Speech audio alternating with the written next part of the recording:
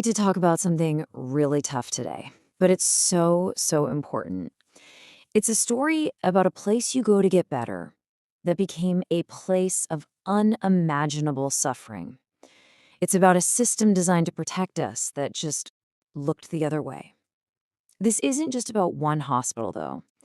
This is an explainer on what happens when our fundamental trust in healthcare completely shatters and the incredible, monumental effort it takes to even begin to piece it back together. So let's start with these words from Robert Francis QC.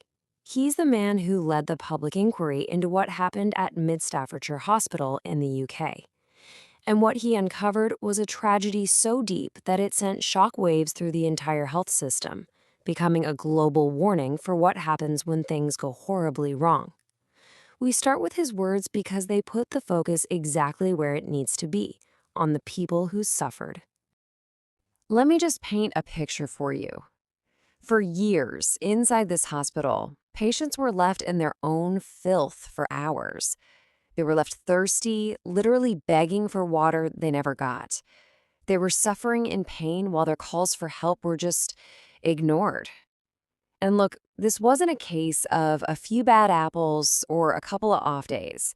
This was a complete, catastrophic breakdown of the most basic, most fundamental standards of human decency and care. But here's the question that should keep us all up at night. How does this even happen? How does a place of healing turn into a place of harm while an entire system of regulators and inspectors, a system that's supposed to be watching, just misses it?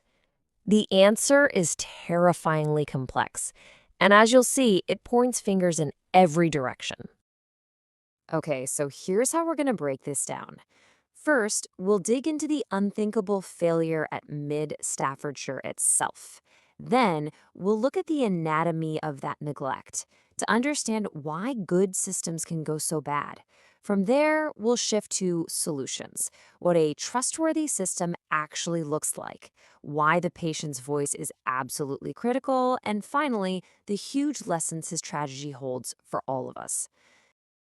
All right, first up, the unthinkable failure. To really get this, we have to understand that this wasn't just about bad service. This was a deep cultural sickness that had taken root inside an entire organization. So the official Francis inquiry, it really dug in and laid the root causes bare. And what it found was a leadership team that was just obsessed with hitting government targets, balancing the books, and getting some fancy foundation trust status. And in that obsession, they completely lost sight of their actual job. Patient care took a backseat. Complaints from families were ignored. Staff who tried to speak up were silenced. It was the perfect storm of failed leadership and horribly misplaced priorities. And this quote, man, it just hits the nail on the head. Look, a failing hospital is bad enough. But what happened at Midstaff's was a failure of every single safety net. The local watchdogs, the national regulators, the professional groups, they all had a piece of the puzzle, but nobody was putting it together. They were looking at spreadsheets and data points, not at dying patients. The very system that was supposed to protect people failed. Okay, so let's zoom out a bit. Because what happened in Staffordshire, as horrible as it was, isn't some isolated incident. It's actually part of a much bigger global problem: the slow, painful erosion of trust in healthcare. To put this into perspective, just look at the United States. Get this, survey data shows that every single year, over 20 million Americans lose their trust in the healthcare system because of mistakes, errors, and bad experiences. I mean, that's not just a crack in the system. That's a full-blown earthquake happening over and over again, leaving these deep, lasting cracks in public confidence. And this brings us to a really interesting, kind of weird paradox. See, we often have two completely different types of trust. There's what you call interpersonal trust. That's the trust you have in your doctor, the person you know and have a relationship with. And that's usually pretty high. But then there's institutional trust. your faith in the system as a whole. And that can be dangerously low. It's like you might trust the pilot, but you have zero faith in the airline or the air traffic controllers keeping the plane in the air. That disconnect is a huge problem. Okay, time for a quick check-in. I just threw a huge number at you. Do you remember how many Americans lose trust in healthcare every year because of mistakes? Is it around 5 million, 10 million, more than 20 million, or about 1 million? Yup, it's C, over 20 million. And that number is so important because it proves this isn't about a few bad experiences here and there. It's a massive systemic issue that needs a massive systemic solution. So if the system is broken, how in the world do we fix it? How do you go from a culture of fear and failure to one of genuine safety and trust? Well, it starts with something called healthcare governance. To put it simply, governance is like the blueprint for a trustworthy organization. It's the whole operating system, the rules, the roles, the responsibilities that make sure everyone is focused on what actually matters: quality, safety, and accountability. It's not just some policy binder collecting dust on a shelf. It's about building a living, breathing culture where everyone knows their job is to protect patients. So if you look at this framework, you can see how it all fits together. Right in the middle, you've got the engines that drive quality. Things like managing risk, doing clinical audits, and actually listening to patients and staff. But look at the bottom, the foundation holding the whole thing up: accountability and transparency. Without those, the whole thing just crumbles. The goal isn't just to have good processes on paper. It's to get results that patients can actually see and feel. Okay, but let's be real. Even the best systems are imperfect. Things will go wrong. Trust isn't about being perfect, it's about how you respond when you're not. A trustworthy system has a clear game plan. You don't just patch the problem. You dig deep to find the root cause. And then, this is key, you build a corrective and preventive action plan. It's called a CAPA plan. You're not just fixing what broke. You're re-engineering the system to make sure it can never, ever break that way again. It's a disciplined way to learn from mistakes, not bury them.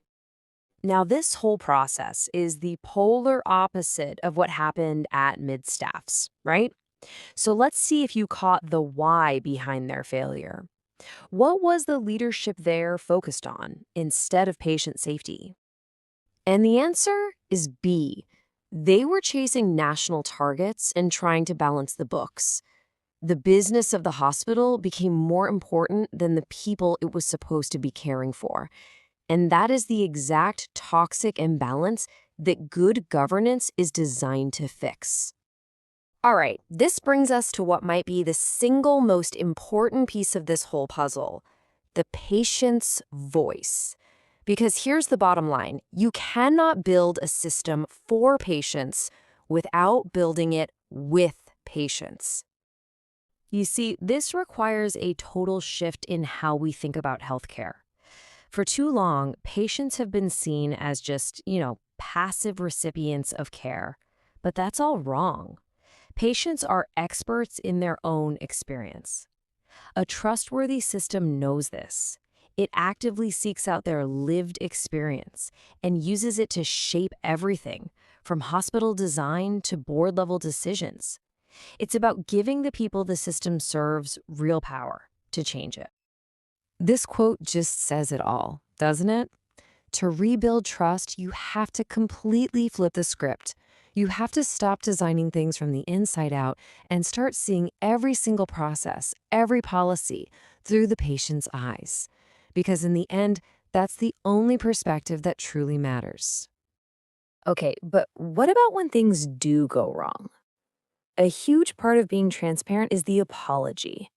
And that leads to a really fascinating and tricky question. Is just saying sorry enough? So a lot of places have these apology laws, right? The idea is that a doctor can say, "I'm sorry," and it can't be used against them in court. Sounds good, encourages honesty, but here's the crazy thing. Research shows this can totally backfire. An ecology without the right training and support can actually make a doctor more scared of being sued. It can tip a patient off that a mistake happened that they never even knew about, and boom, it sparks a lawsuit instead of preventing one. Yeah, it's pretty counterintuitive, I know. So let's test our understanding here. What's the potential unintended consequence of these well-meaning apology laws? The answer, believe it or not, is B. If doctors get more scared after apologizing, they might start ordering a bunch of unnecessary tests and procedures just to cover themselves. That's the definition of defensive medicine. It just goes to show you, real transparency isn't just a law or a word. It's a skill. It takes training and a culture that actually supports honesty.